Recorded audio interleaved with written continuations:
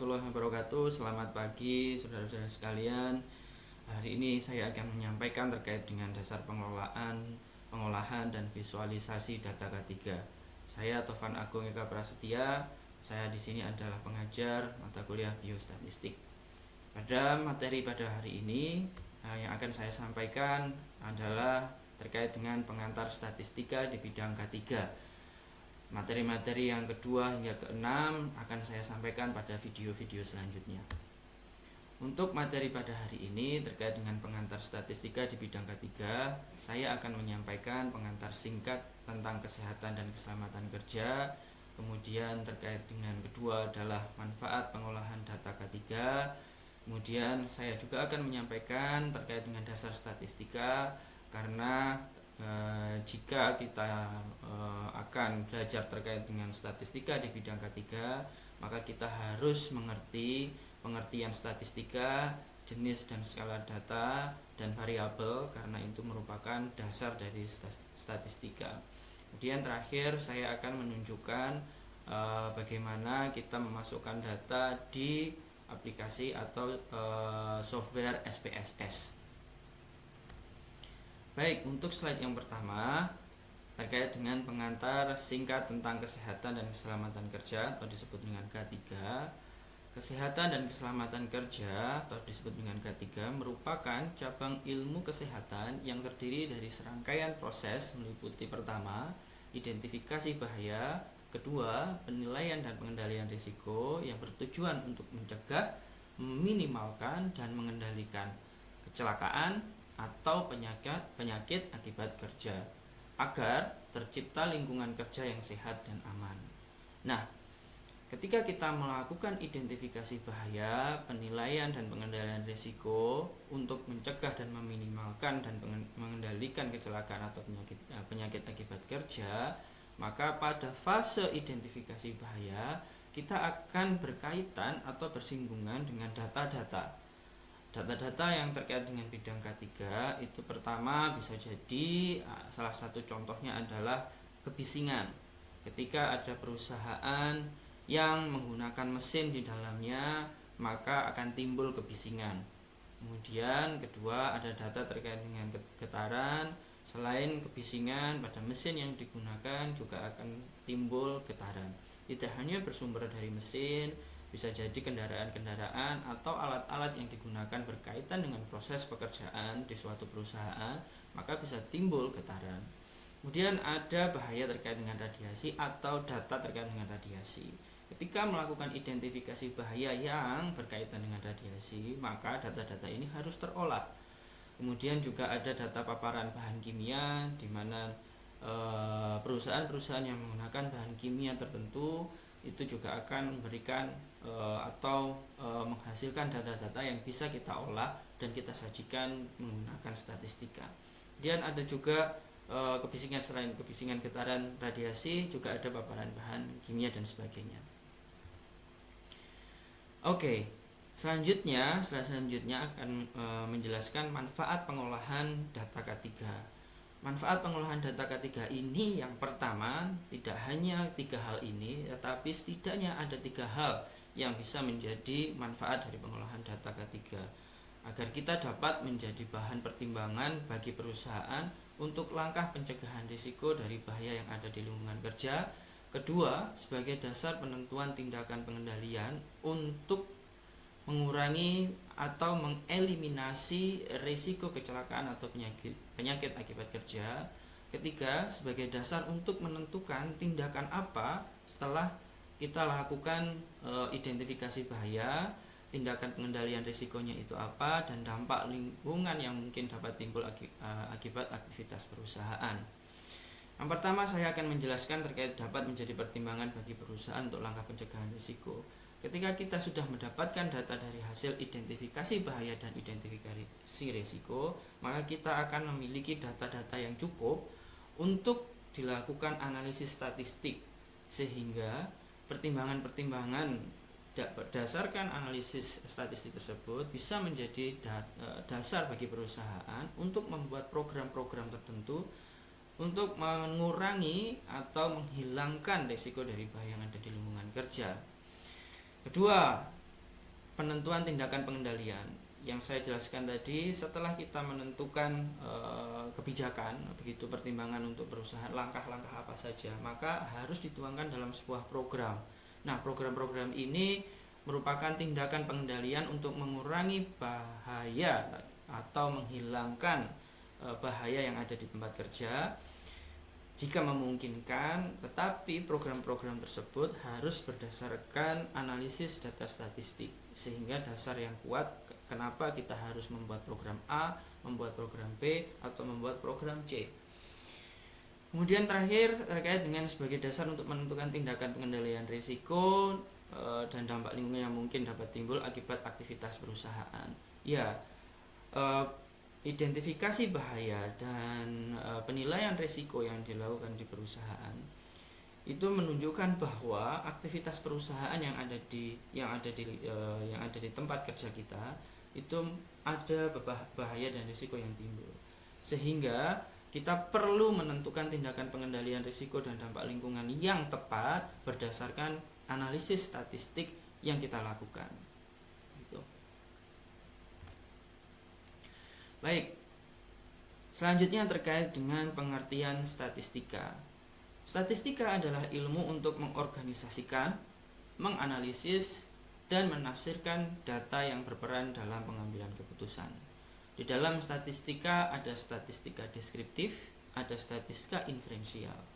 Statistika deskriptif ini bertujuan untuk memberikan gambaran, mengumpulkan, kemudian menganalisis dan memberikan gambaran terkait data-data yang kita kumpulkan dalam satu waktu, gitu. Sehingga kita bisa menyajikan data tersebut dalam bentuk tabel dan grafik, sehingga gambaran secara jelas terkait dengan data yang kita kumpulkan bisa kita sajikan kepada pimpinan untuk pengambilan keputusan-keputusan atau penentuan program-program terkait dengan K3. Kemudian statistika inferensial, kedua adalah statistika inferensial, adalah cabang dari statistika yang bertujuan untuk mengambil keputusan atau kesimpulan berdasarkan sampel yang diambil dari suatu populasi, sehingga tujuannya adalah untuk mengeneralisasi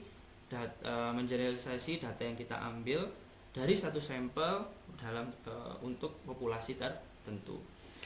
Semisal aplikasi dari statistika inferensial ini adalah ketika kita bekerja di sebuah perusahaan yang sangat besar. Maka dari itu sangat besar ini misal pekerjaannya lebih dari 1.000 orang. Maka dari itu pengukuran terkait dengan data yang ada di lapangan, kita boleh menggunakan sampel. Tidak perlu mengambil seluruh pekerja atau seluruh area untuk dianalisis dan diukur, tetapi kita bisa menggunakan sampel untuk mengeneralisasi bagaimana gambaran dari atau hasil dari perusahaan kita yang lebih dari 1.000 orang tersebut. Itu merupakan aplikasi dari statistika inferensial. Setelah kita mengerti terkait dengan pengertian statistika, maka selain itu kita harus bisa memahami terkait dengan jenis dan skala data. Apa itu jenis data? Data terdiri dari sekumpulan fakta, hasil dari observasi yang dapat dinyatakan dalam bentuk angka, karakter, simbol maupun gambar dalam bentuk mentah, dan merupakan bentuk paling sederhana yang belum memiliki makna sebelum melalui proses pengolahan analisis dan interpretasi menjadi sebuah informasi. Jadi data ini ada data kualitatif dan data kuantitatif. Jika kualitatif biasanya berbentuk angka, biasanya dinyatakan dalam bentuk nama atau simbol. Kalau kualitatif, mohon maaf saya koreksi, kualitatif berbentuk nama atau simbol. Jika kuantitatif, maka biasanya berbentuk angka, ukuran atau nilai yang dapat dihitung dengan menggunakan alat pengukuran, memiliki satuan dan dinyatakan dalam angka, seperti saya jelaskan tadi. Baik, setelah kita mengerti terkait dengan jenis data yaitu kualitatif dan kuantitatif, maka kita juga harus memahami terkait dengan skala data. Tanpa kita memahami skala data, kita akan kesulitan bagaimana mengaplikasikan atau menggunakan statistika, karena data ini menjadi dasar utama bagaimana kita bekerja menggunakan software atau aplikasi pengolah data statistika.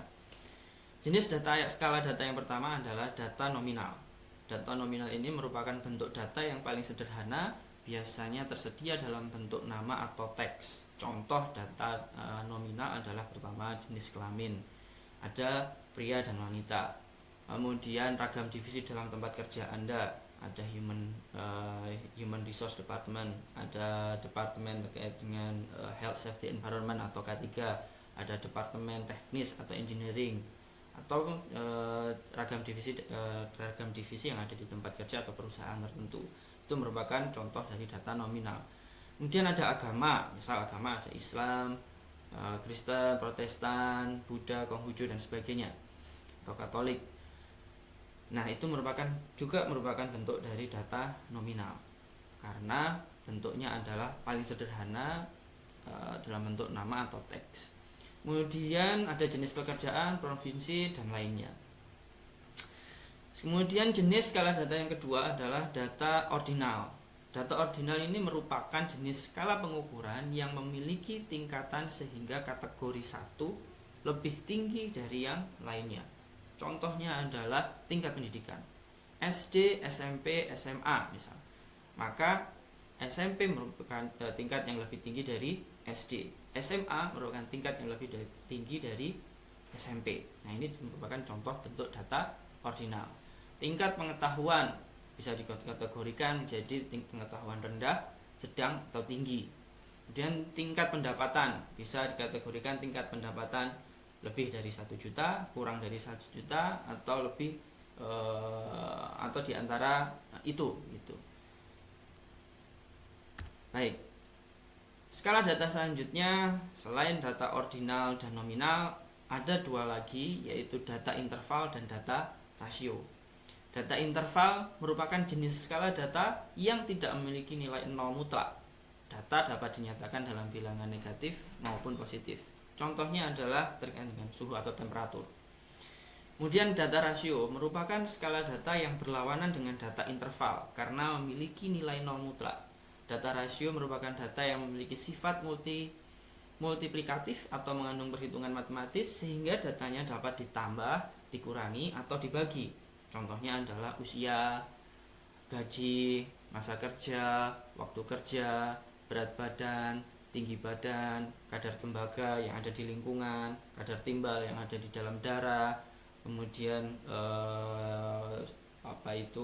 kadar debu yang ada di dalam lingkungan. Itu merupakan salah satu beberapa bentuk data rasio. Baik, setelah kita mengenal jenis data dan juga skala data, penting bagi kita untuk mengetahui apa itu variabel. Karena biasanya di dalam statistika variabel-variabel inilah yang akan kita analisis gitu. Variabel merupakan kumpulan data yang didapatkan dari hasil observasi suatu kelompok, biasanya bervariasi, yang menunjukkan beberapa karakteristik data. Karakteristik data yang bervariasi tersebut juga disebut dengan variabel. Variabel bisa bermacam-macam. Tadi jika Anda di data rasio tadi di jenis skala data itu ada usia, kemudian ada kadar debu, kemudian ada tinggi badan, itu merupakan bentuk-bentuk dari variabel. Karena apa? Karena bervariasi, gitu ya. Disebut dengan variabel karena bervariasi. Tidak mungkin satu usia itu misal di dalam satu kelompok itu sama semua. Bisa jadi, tetapi dalam satu perusahaan pasti ada usia-usia yang usia muda, usia kemudian tua, kemudian usia yang bervariasi begitu. Jadi dikelompokkan lagi usianya mulai dari 21 sampai 50 gitu, dan ini bervariasi, tidak seluruhnya itu sama. Oke. Itulah disebut dengan variabel. Baik. Yang terakhir terkait dengan pelatihan. Ini ya. Ada ilustrasi atau exercise yang saya tampilkan di sini.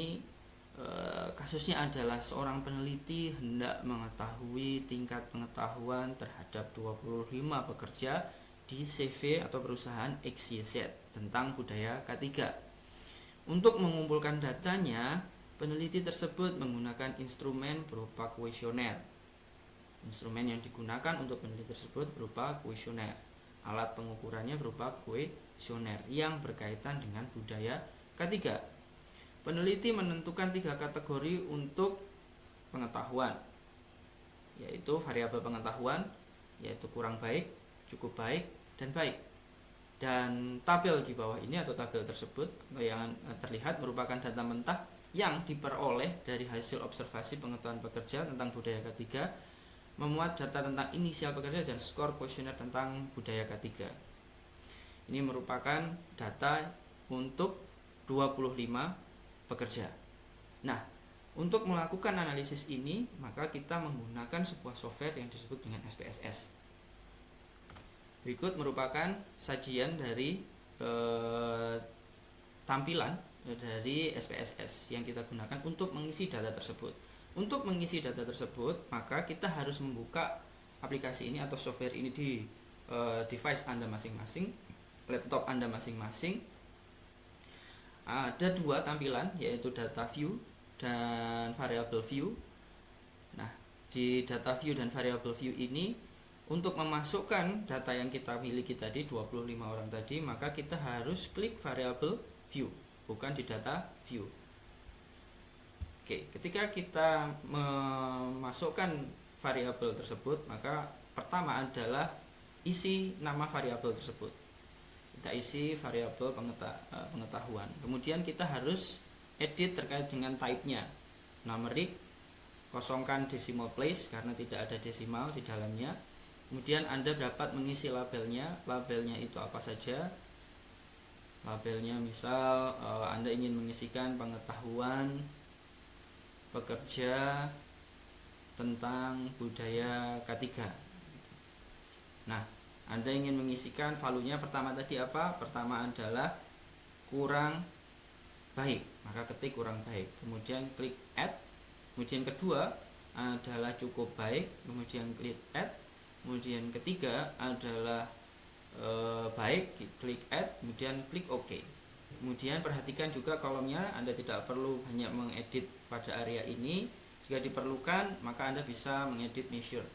Setelah itu Anda bisa mengisikan data-data yang telah terukur tadi, yang sudah Anda ukur atau observasi di dalam data view. Baik, untuk materi pada kesempatan ini terkait dengan teori terkait dengan dasar visualisasi data dan analisis data serta memasukkan data pada aplikasi SPSS selesai. Terima kasih atas perhatiannya. Wassalamualaikum warahmatullahi wabarakatuh.